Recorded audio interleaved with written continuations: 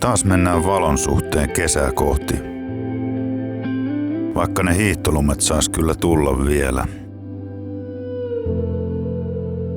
Tänään oli luvattu lisää pyrytystä. Ja suuntasin metsään testaamaan kameroita nimenomaan lumisateella. Ajattelin demota yleisen kuvausongelman lumisateella tai missä tahansa liikettä sisältävässä kuvaustilanteessa. Ja miten siihenkin on helppo, tai ainakin helpohko ratkaisu. Ja talvihan on vihdoin täällä.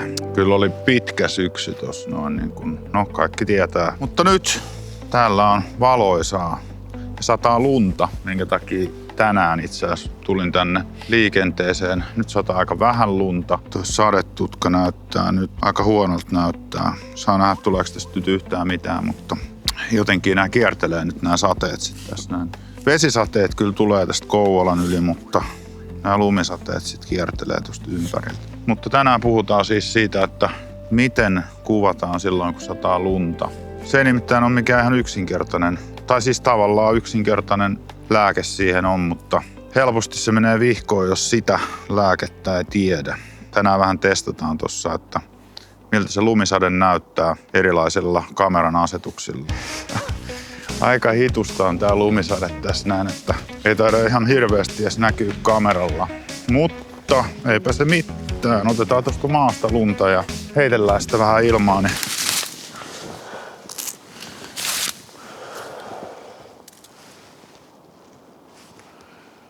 Pimeeseen vuoden aikaa tää ongelma tulee harvemmin eteen, ainakaan hirveän pahasti.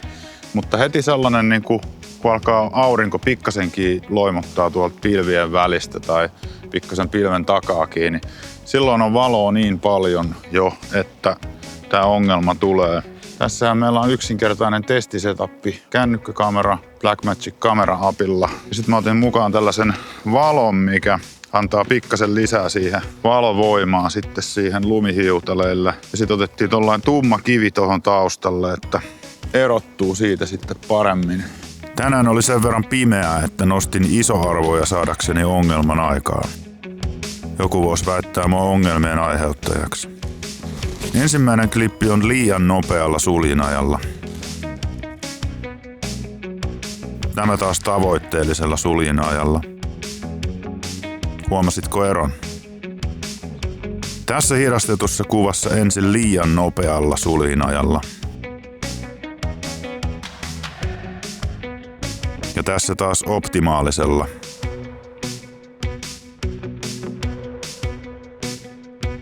Tässä vielä pysäytyskuva liian nopeasta ja tavoitteellisesta suljinajasta. Eli lumisateella tulee kuvata 180 asteen suljinopeussäännöllä. Tällöin saadaan aikaiseksi luonnollinen liike-epäterävyys. Käytännössä suljinaika on silloin tämä kaavan mukainen. Kaikki elokuvallista lopputulosta hamuavat taiteilijat käyttävät tätä orjallisesti, mutta taiteessa säännöt on tehty rikottaviksi, joten älä ihmeessä hankaloita elämäsi turhaan, jos kuvassa ei ole liikettä.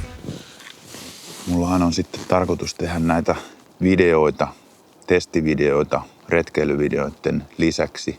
Eli jos kiinnostaa semmoinen matkapuhelimella kuvaaminen tai tällaisella action-kameralla kuvaaminen, ja siihen liittyvät vinkit, niin otappa nyt sitten ihmeessä seurantaa toi kanava tosta noin. Kiitos.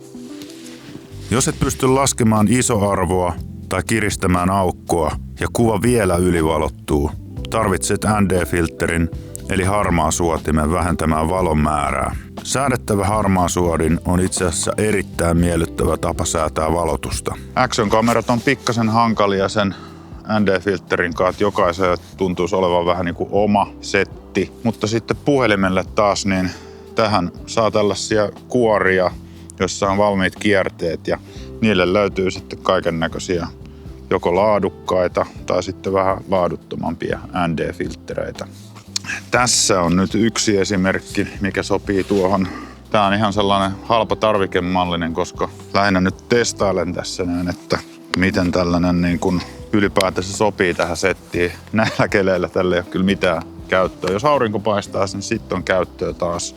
Mehän on niinku peräänkuuluttanut sitä helppokäyttöisyyttä todella paljon niin kuin näissä hommissa. Ja tää puhelimella kuvaaminen, mulle siinä se suuri juttu on se, että sä voit vaan laittaa sen taskuun, ottaa taskusta ja kuvata.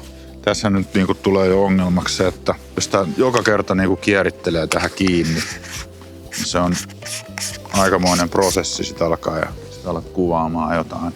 Pitäis keksiä tähän, veli osti 3D-printerin, niin joku korkki tähän päälle, niin sit sen voisi ottaa taas tonne taskuun. Mutta nyt tässä kohtaa kiittelen katselusta ja toivottavasti näistä videoista on nyt sit jollekin muullekin apua kuin itselleni.